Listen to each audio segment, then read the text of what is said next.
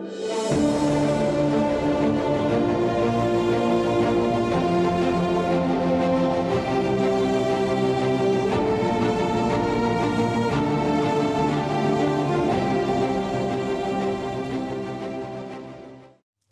l'on parle de vêtements blancs, nous disons qu'il est signe. Qu'est-ce qu'un signe? Un signe, c'est quelque chose qui veut dire autre chose. Et c'est bien le autre chose qu'il faut chercher.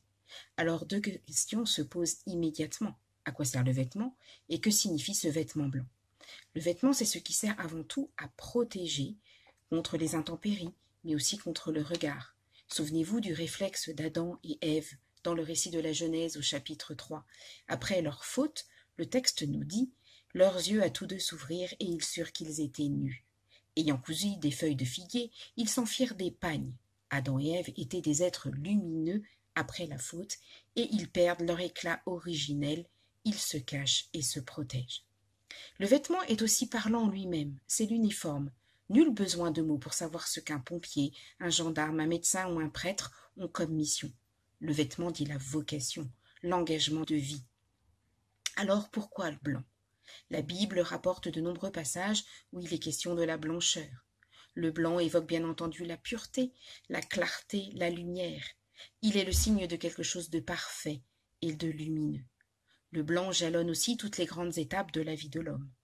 Dans le cycle du temps, l'aube est blanche, lumière si douce avant le lever du soleil, au sortir des ténèbres de la nuit, comme si cette blancheur était le point de passage d'espérance dans le cycle du temps.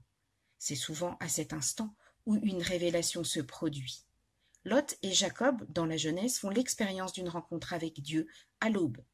Et puis, souvenez-vous, les femmes au tombeau. Elles y vont de grand matin, à l'aube, et ce n'est pas innocent. Dans le cycle de la vie, ensuite, naissance, mariage, deuil sont honorés de blanc. En Orient, les morts sont enveloppés dans de fins draps de lin blanc. L'Évangile nous rapporte ce geste pour Jésus. Le blanc est signe d'une fin qui annonce un autre commencement. Il est signe d'un passage, d'une transformation de l'être, d'une mutation profonde de la personne. En hébreu, or est un des mots pour dire blanc. Il dit aussi la lumière. Et ce même mot est employé pour désigner l'homme libre, noble, parfait, celui qui a fait le vide en lui pour accueillir quelque chose de neuf, de sacré. Curieusement, le mot « our », proche de « or », dit le lin blanc et désigne le vêtement porté par le grand prêtre. Aujourd'hui, ce vêtement est porté par des enfants de chœur, par nos prêtres et par chaque baptisé le dimanche, jour de résurrection. Dans la foi chrétienne, le blanc est la couleur de la révélation, de la transfiguration, c'est-à-dire de la manifestation de Dieu. L'évangéliste Marc, au chapitre 9, nous rapporte ce récit. 6 jours après, Jésus prend avec lui Pierre, Jacques et Jean et les emmène seuls à l'écart sur une haute montagne. Il fut transfiguré devant eux et ses vêtements devinrent éblouissants, si blancs qu'aucun foulon sur terre ne saurait blanchir ainsi. Avec tous ces éléments, nous pouvons alors réfléchir à ce vêtement blanc au cours de notre semaine.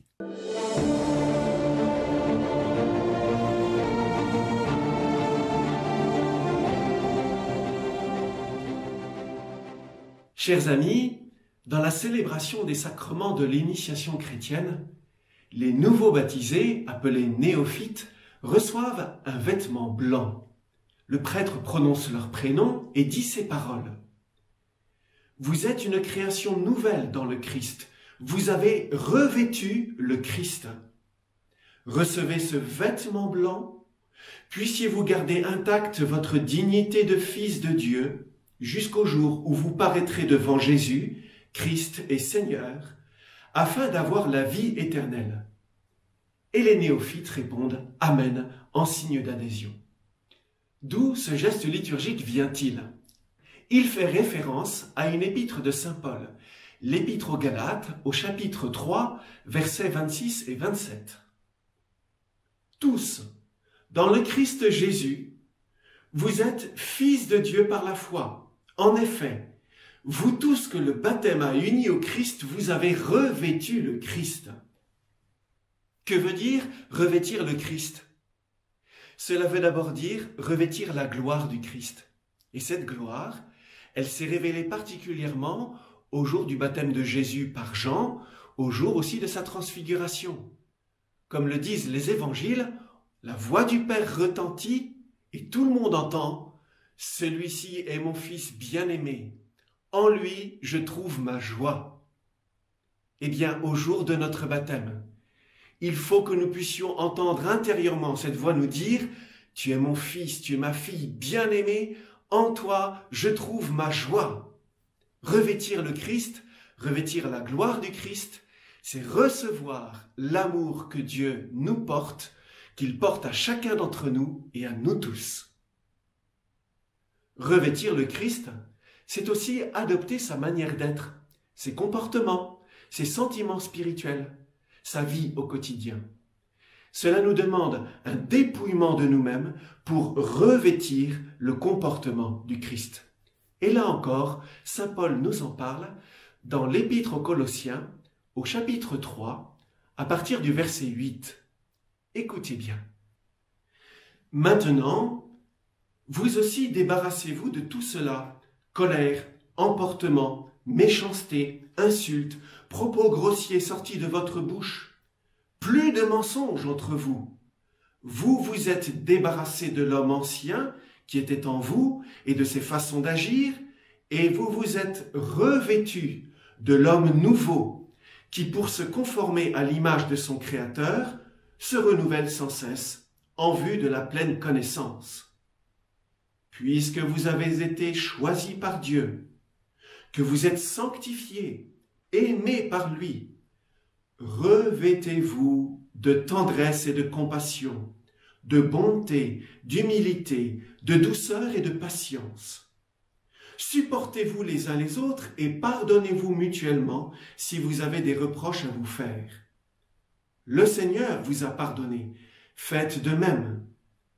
Par-dessus tout cela, ayez l'amour qui est le lien le plus parfait.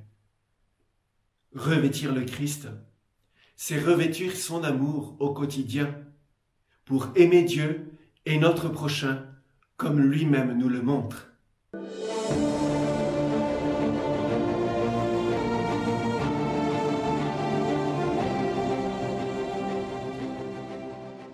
Alors concrètement, comment puis-je revêtir le Christ cette semaine? Eh bien, je peux le faire avec mon conjoint, avec un enfant ou avec un collègue de travail avec qui je suis en relation. Et je vais choisir une attitude de fond, quelque chose qui me fera revêtir de l'attention, de la reconnaissance, de la bienveillance, de la gentillesse, de l'amitié ou de l'amour. Et si jamais j'ai même l'idée de revêtir pour cela un vêtement qui accompagnera mon geste, alors j'aurai vraiment revêtu le Christ. Que l'Esprit Saint m'inspire dans la manière de le faire cette semaine.